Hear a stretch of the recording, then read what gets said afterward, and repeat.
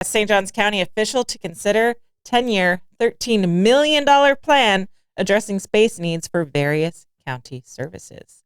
St. Johns County leaders are preparing to vote on a 10-year, $13 million facilities plan to address growing space needs for several key departments, including the Clerk of Courts, Supervisor of Elections, Comptroller, and the Sheriff's Office.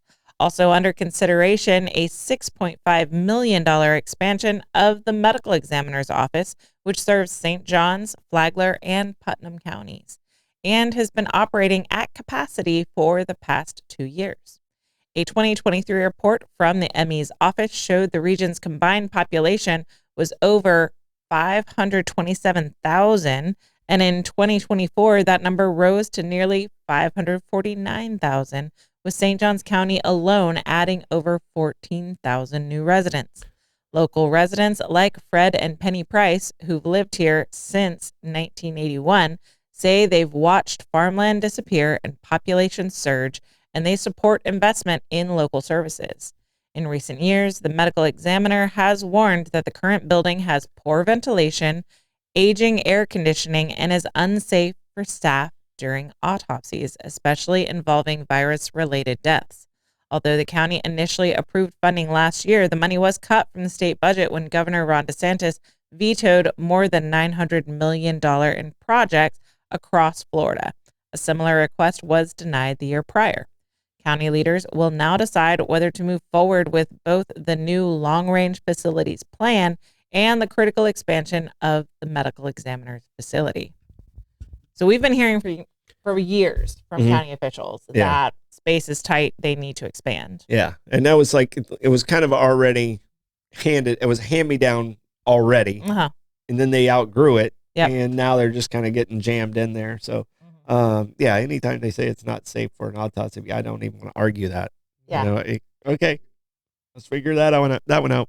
But the governor's cuts, I mean, people got to realize that's real. I mean, it's happening to the arts. It's happening to the sheriff's department. It's across the board. It's not just like he's picking and choosing. You know, he's staying focused on us keeping within our spending needs.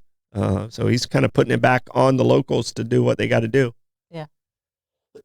Having done a decent number of dissections in my career in the field of biology, ventilation is very important whenever you're dealing with. I can't imagine what that's like. You know? Yeah. I mean, especially we've just come out of the 2020 time that we don't speak of. I mean, you can't have officials performing autopsies on virus-related passings without proper ventilation. Yeah, it sounds very primitive. You know, sounds like, you know, a civil war type times. You know, I doubt they're in a tent. Yeah, they're not in a tent, but I mean, it sounds very primitive. Yeah, a tent would probably be better ventilated. It might be better. Anyway. It might be better for them. I want to rent one. Yeah. I can't imagine. I mean, whenever I do a biology course with the high school students, and whenever we do dissections, you want the AC as cool as possible. You want that air flowing. Yeah. You're less likely to get queasy kids when that happens. I mean, these are professionals, not newbies like I'm leading, but ventilation is not just a comfort issue for the person performing the task.